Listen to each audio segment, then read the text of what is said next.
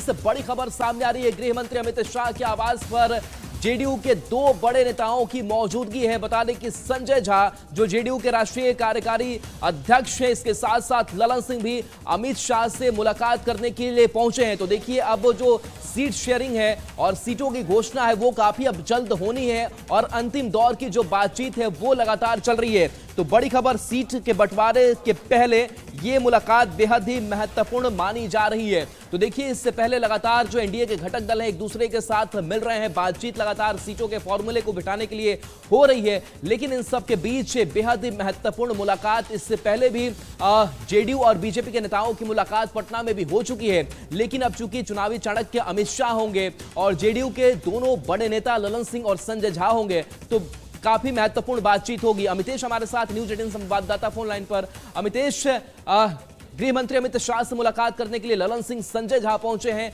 यहां क्या बातचीत हो रही होगी, क्योंकि सीटों के बंटवारे को लेकर के लगातार मंथन चल रहा है। देखिए, जेडीयू के साथ बीजेपी का जहां तक सीटों का सवाल है सब कुछ फाइनल हो गया है। उसके बावजूद दोनों शीर्ष नेता जब दिल्ली पहुंचे हुए हैं, जेडीयू के दोनों शीर्ष नेता, तो यहां पर बीजेपी के शीर्ष नेता से मुलाकात करने पहुंचे हैं। अमित शाह से उनकी मुलाकात चल रही है।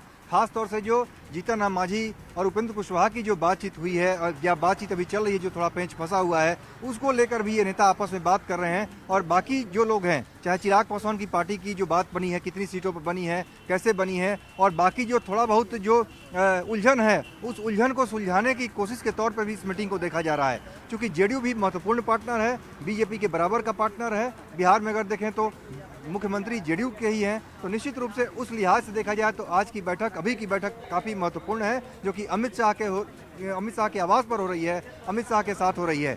तो इस बैठक के बाद ही माना जा रहा है कि आज धीरे धीरे जो तमाम उलझन है, छोटी मोटी उलझनें हैं, उसको सुलझा लिया जाएगा। इसकी कवायद जारी है। जीतन राम मांझी, उपेंद्र कुशवाहा के साथ भी बातचीत चल रही है और उनकी बात जब बन जाएगी तो उसके बाद सारे शीर्ष नेताओं को एक साथ बुला करके एक मैसेज देने की कोशिश की जाएगी, यूनिटी दिखाने की कोशिश की जाएगी और प्रेस कॉन्फ्रेंस के जरिए इस बात का ऐलान किया जाएगा आज कि कितनी सीटों पर कौन सी पार्टी चुनाव लड़ेगी। अमितेश, चूंकि जेडीयू और बीजेपी के बीच सीटों की स्थिति जो है लगभग तय हो चुकी है, लेकिन क्या ये संभावना है या फिर माना जा सकता है कि जिस तरीके से मांझी और कुशवाहा परेशानी बढ़ा रहे हैं, क्या ये अब जो जेडीयू और बीजेपी की सीटें उस पर भी असर डाल सकता है? देखिए, बीजेपी जेडीयू ने अपने कोटे की सीटें और कौन कौन सी सीटें हैं उसको चिन्हित कर लिया है। एलजेपी का भी अगर देखें तो उसका भी सीट की संख्या और सीटों को चिन्हित भी कर लिया गया है, कौन सी सीट पर एलजेपी चुनाव मैदान में उतरेगी। लेकिन बात केवल मांझी और कुशवाहा को लेकर है, उसी में थोड़ी सी उलझन है, उस उलझन को सुलझाने की कोशिश हो रही है। ज़्यादा दिक्कत जेडीयू बीजेपी में नहीं है, लेकिन गठबंधन के सभी घटक दलों को एक साथ एक मंच पर लाया जाए, इसलिए उनकी भी चिंताओं को, उनके भी कंसर्न को दूर कैसे किया जाए, इस कवायद में बीजेपी लगी हुई है। और आपको बताना चाहेंगे कि लगातार मांझी, कुशवाहा और चिराग तीनों लोगों से डीलिंग इस बार हुई है, बीजेपी की तरफ से हुई है। बीजेपी के नेताओं ने उनसे गठबंधन को लेकर के बात की है, अलग अलग दौर की बात हुई है और जेडीयू इसमें कहीं नहीं थी। जेडीयू ने साफ तौर पे कह दिया था कि मांझी, कुशवाहा और चिराग पासवान तीनों से आप लोग बात कीजिए, आप ही इनके मुद्दे को सुलझाइए। और जेडीयू ने सिर्फ और सिर्फ बीजेपी से बात किया था। तो आखिरकार क्या बात हुई, किस तरह से आगे बढ़ा जाए, अभी तक जो डेवलपमेंट हुआ है उस डेवलपमेंट को लेकर के आपस में सभी शीर्ष नेता बात कर रहे हैं। देखिए अमितेश, आपके पास आएंगे और इस बीच एक और बड़ी खबर का रुख कर लेते हैं। बता दें कि विनोद तावड़े के आवास पर बीजेपी बिहार कोर ग्रुप की बैठक से पहले एक दौर की बैठक यहां भी चल रही है, जहां बिहार बीजेपी के बड़े नेताओं की मौजूदगी है। तो देखिए विनोद तावड़े के आवास पर जो बैठक चल रही है उसमें संगठन मंत्री भीखू भाई दलसानिया के साथ बैठक है, क्षेत्रीय संगठन मंत्री नागेंद्र जी भी मौजूद हैं, सम्राट चौधरी, नित्यानंद राय भी बिहार से बड़े चेहरे मौजूद हैं। बीजेपी कोर ग्रुप की बैठक से पहले यह मंथन किया जा रहा है। बता दें कि जेपी नड्डा के आवास पर जो बीजेपी कोर ग्रुप की बैठक है वो 12 बजे रखा गया है, लेकिन 12 बजे से पहले जो समय है उस समय में विनोद तावड़े के आवास पर यह बैठक चल रही है। तो देखिए कई दफे की और कई स्तरों की चूंकि बातचीत करनी होती है प्रत्याशियों के नाम को मंथन करने के लिए, तो ऐसे में जब अब जेपी नड्डा के आवास पर ये पहुंचेंगे उससे पहले ये बड़ी बैठक मानी जा रही है। अमितेश हमारे साथ जुड़े हुए हैं। अमितेश, जो विनोद तावड़े के आवास पर बैठक हो रही है बीजेपी कोर ग्रुप की बैठक से पहले, यहां क्या बातचीत हो रही होगी? देखिए 12 बजे से यानी अब से थोड़ी देर बाद जेपी नड्डा के आवास पर बिहार बीजेपी कोर ग्रुप की बैठक होनी है। तय समय 12 बजे का है और उसके बाद शाम में केंद्रीय चुनाव समिति की बैठक होगी। उसके पहले सुबह सुबह विनोद तावड़े के आवास पर एक बैठक हुई है और हमारी सूचना है अभी कि बैठक अभी खत्म हुई है। तो विनोद तावड़े के यहाँ जो बैठक चल रही थी वो बैठक खत्म हो गई है। तमाम बिहार बीजेपी के नेता वहाँ से निकल गए हैं और बाकी जो है सभी नेता पहुँचेंगे जेपी नड्डा के आवास। वहाँ पर बैठक 12 बजे से होनी है, जिसमें अमित शाह भी पहुँचने हैं, जेपी नड्डा भी उसमें जाएंगे। और सीटों को लेकर कल जो दिन भर मंथन रहा, लगभग 9 घंटे तक मंथन चलता रहा, आज भी वो बैठक होगी, मंथन होगा। उम्मीदवारों के नाम पर चर्चा आज भी की जाएगी, स्क्रूटनी की जाएगी और उसके बाद आज शाम केंद्रीय चुनाव समिति की बीजेपी की बैठक होगी पार्टी मुख्यालय में। तो अभी जो विनोद तावड़े के यहाँ बैठक चल रही थी वो खत्म हो गई है और एक बड़ी बैठक चल रही है यहाँ पर, जहाँ पर संजय झा, ललन सिंह दोनों पहुंचे हैं अमित शाह के आवास और यहाँ पर बैठक जारी है जेडीयू और बीजेपी के शीर्ष नेताओं के बीच में। जी बिल्कुल। तो देखिए, अलग अलग स्तरों से जो होमवर्क है वो भी करना जरूरी हो जाता है, क्योंकि इससे पहले विनोद तावड़े के आवास पर जो बैठक चल रही थी वो बैठक खत्म हो गई है और यहां से जो मंत्रणा की गई है, फीडबैक जो एक दूसरे के साथ साझा नेताओं ने किया है, इसके बाद से अब जेपी नड्डा के आवास पर जब ये नेता पहुंचेंगे तो फिर अपनी बात रखेंगे और बीजेपी के प्रत्याशियों के चेहरे पर मंथन का दौर जो है वो चल रहा है। हालांकि उसके बाद से जब आखिरी जो फैसला है वो इसी में होना है, वहां से मुहर लगनी है, जो जिसमें प्रधानमंत्री नरेंद्र मोदी की भी मौजूदगी होगी, यानी कि शीर्ष नेतृत्व जो है वो मौजूद रहेगा। और चलिए अपडेट आपसे हम अमितेश लेते रहेंगे। फिलहाल बहुत बहुत शुक्रिया इस अपडेट के लिए। तो देखिए, एक एक जो सियासी घटनाक्रम है वो लगातार बदल रही है, लगातार इसमें बदलाव जो है वो देखने को मिल रहे हैं। और देखिए, इस बीच एक और बड़ी खबर महागठबंधन खेमे से सामने आ रही है, जहां लालू प्रसाद के काफिले का एक बार फिर से घेराव किया गया। लालू प्रसाद यादव बता दें कि दिल्ली के लिए रवाना हुए हैं, लेकिन पटना एयरपोर्ट पर पहुंचने से पहले यह तस्वीर सामने आई, जहां 10 सर्कुलर रोड स्थित राबड़ी आवास से बाहर निकलने के बाद मसौढ़ी से आए कार्यकर्ताओं ने लालू तेजस्वी की गाड़ी को चारों तरफ से घेर लिया। इस दौरान सुरक्षा कर्मियों से उनकी जमकर धक्का मुक्की भी हुई। मौके पर अफरा तफरी का माहौल बना रहा। कार्यकर्ताओं ने लालू प्रसाद से रेखा देवी को किसी भी हालत में मसौढ़ी से टिकट नहीं देने की मांग की है। सुरक्षा कर्मियों ने काफी मशक्कत के बाद लालू तेजस्वी की गाड़ी को बाहर निकाला है। तो देखिए, एक तरफ आरजेडी के लिए लगातार बड़ी चुनौती उनके साथ ही घटक दल बने हुए हैं, अल्टीमेटम कांग्रेस की तरफ से दिया जा रहा है, जेएमएम की तरफ से दिया जा रहा है और इन सब के बीच ये तस्वीर ये भी सामने आ रही है कि जो कार्यकर्ता हैं वो भी नाराज दिख रहे हैं। किसकी टिकट की दावेदारी हो, किसकी टिकट को काटा जाए, इसको लेकर भी ये तस्वीर देखने को मिल रहा है। इस बीच पटना एयरपोर्ट पर तेजस्वी यादव ने क्या कहा दिल्ली रवाना होने से पहले, वो बयान भी आपको सुनाते हैं। परिवार के पास सरकारी नौकरी नहीं है, उस परिवार को सरकारी नौकरी मिलेगा और 14 नवंबर के बाद से बिहार की जनता बेरोजगारी से मुक्ति पाएगी।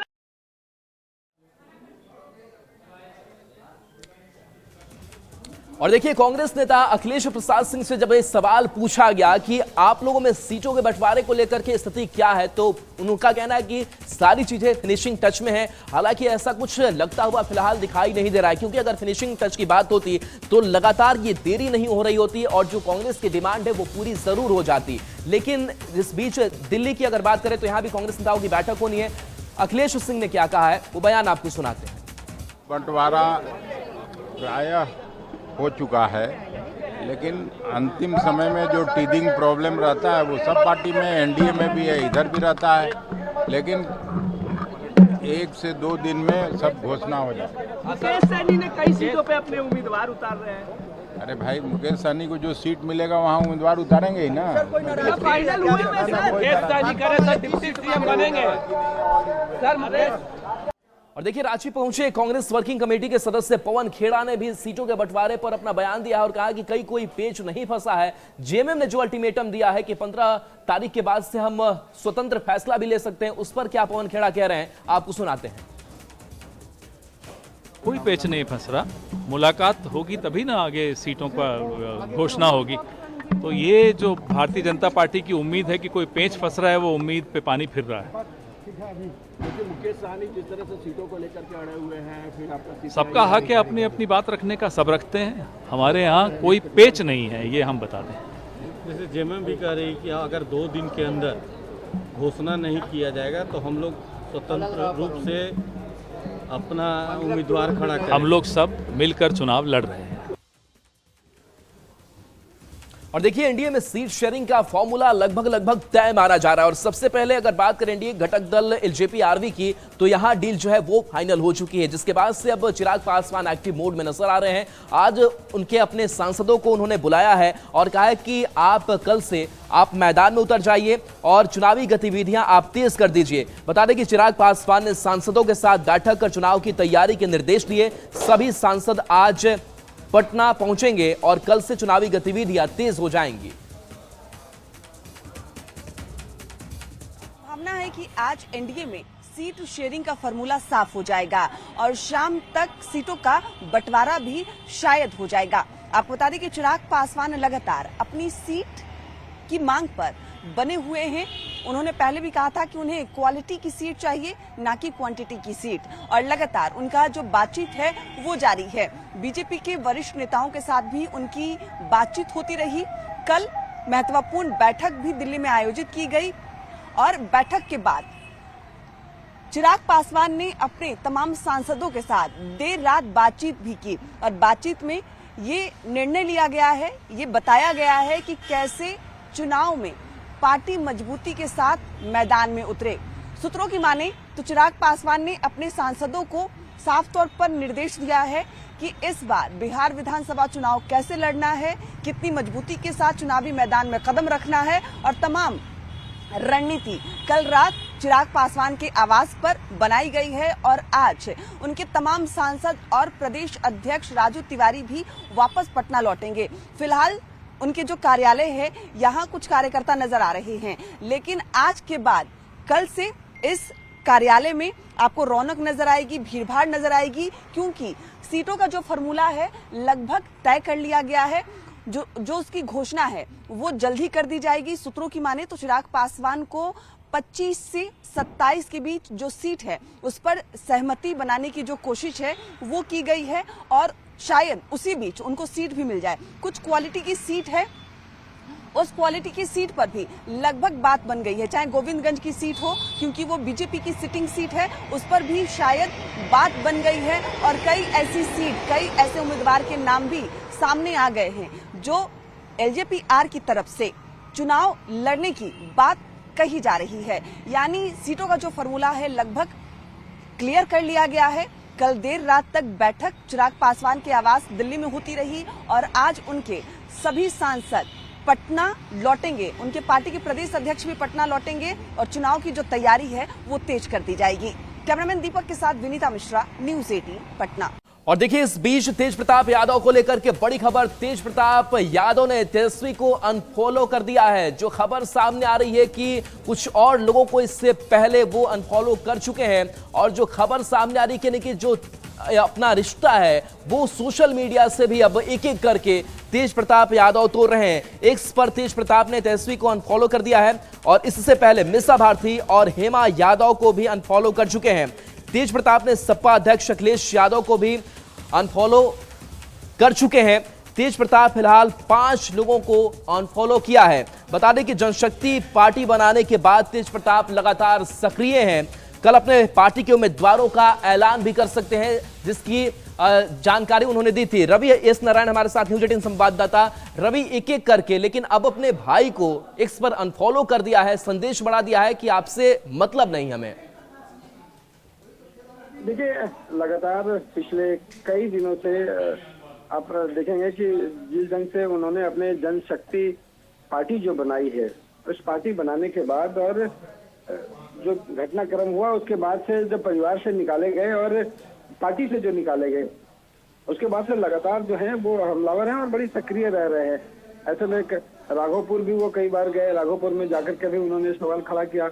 उस समय भी सवाल खड़ा हुआ कि आखिर अपने भाई जो है तेजस्वी के विधानसभा में वो जाकर के सवाल कैसे खड़ा कर रहे हैं। तो उन्होंने अपने तेवर जो है वो साफ कर दिया है और कई बार ऐसा मौका मिला है जहां से वो सवाल खड़े करते रहे।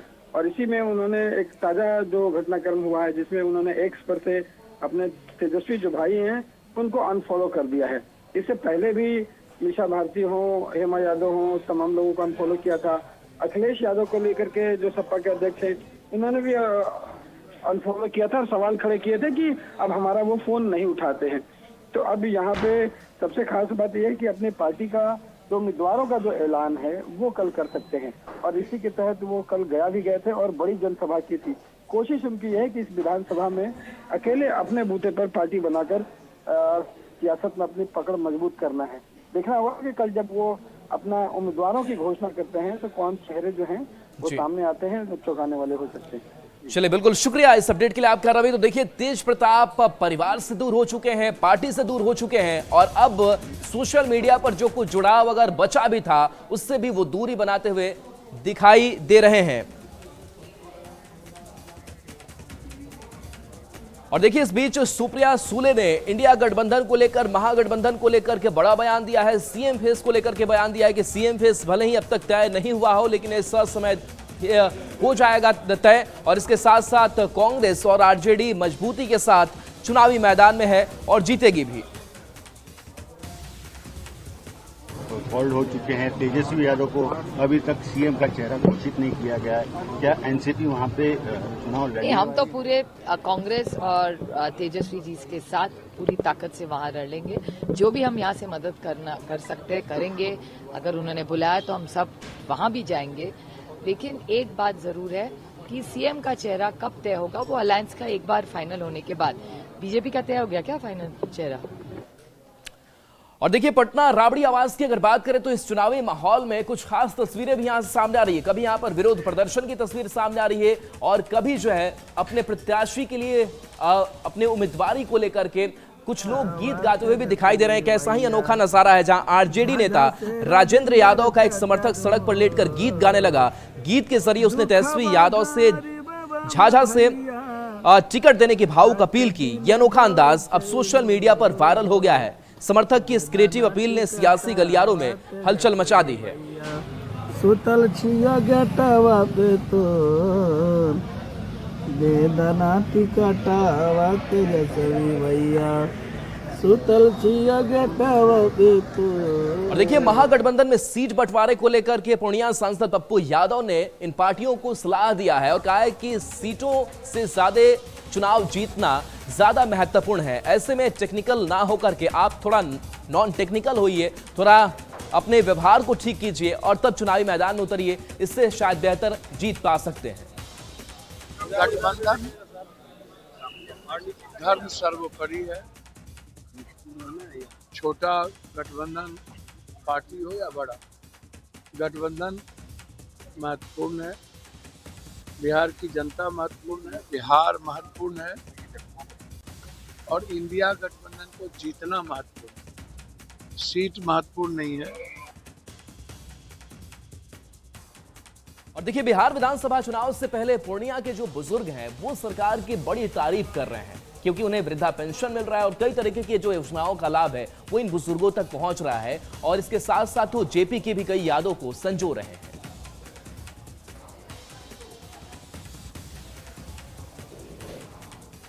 बिहार में विधानसभा की बिगुल बज चुकी है और हमारे साथ पूर्णिया के कई बुजुर्ग लोग हैं, जेपी सेनानी के कार्यकर्ता हैं।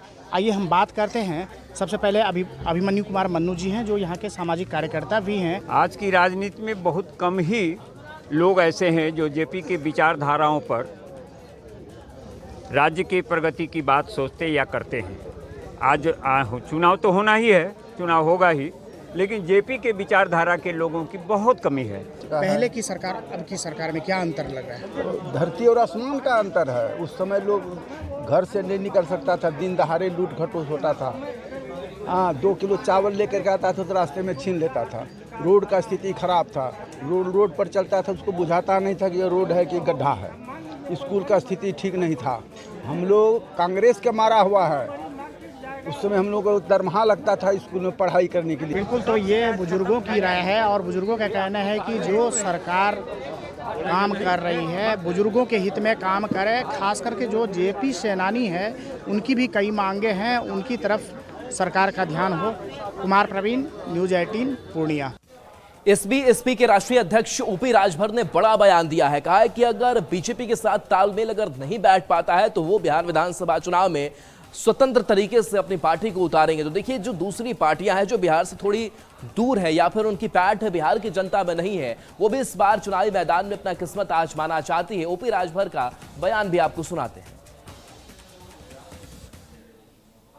हमने वहाँ बता दिया है कि आज तक हम और देख लेते हैं, नहीं तो कल से हम वहाँ चुनाव की तैयारी में हम नामिनेशन, तो कल अरविंद को मैंने भेजा था, तो वहाँ की टीम के लोगों ने कल 52 प्रत्याशियों की सूची दी है।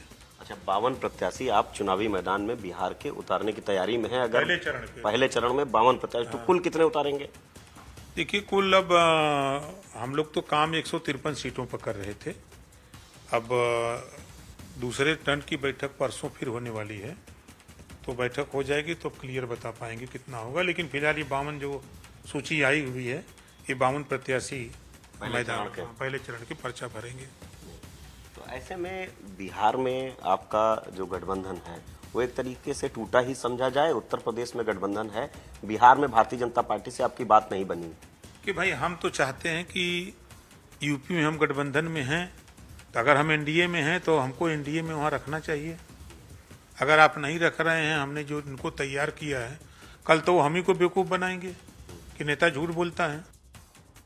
तो देखिए, बिहार विधानसभा चुनाव को लेकर के लॉ एंड ऑर्डर को बनाए रखना भी बेहद जरूरी है और ऐसे में लगातार गाड़ियों की चेकिंग की जा रही है, क्योंकि आचार संहिता के दौरान आप 50,000 से ज्यादा कैश नहीं रख सकते। लेकिन बड़ी खबर मोतिहारी से सामने आई है, जहां नेपाली कैश के साथ युवक की गिरफ्तारी हुई है। बता दें कि एक व्यक्ति को 8 लाख नेपाली कैश के साथ गिरफ्तार किया गया है। गिरफ्तार युवक आदापुर थाना का रजत कुमार है, जो नेपाली रुपए लेकर भारत की सीमा में घुस रहा था और बड़ी कार्रवाई की गई। हरपुर थाना इलाके से इस व्यक्ति को गिरफ्तार किया गया है। 8 लाख नेपाली कैश के साथ गिरफ्तारी हुई है। तो ये तस्वीर देखिए, जहां पर देखिए आपको नोटों की गड्डी दिख रही होगी और ये बताया जा रहा है कि नेपाली कैश है 8 लाख, ये जब्त भी किया गया है और इससे पूछताछ अब की जा रही है। तो देखिए, बिहार में किसकी बहार